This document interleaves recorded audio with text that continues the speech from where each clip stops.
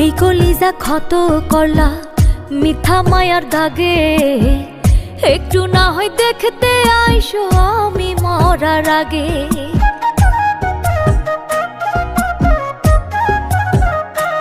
ও এই কলিজা ক্ষত করলা মিথ্যা মায়ার দাগে, একটু না হয় দেখতে আইসো আমি মরার আগে।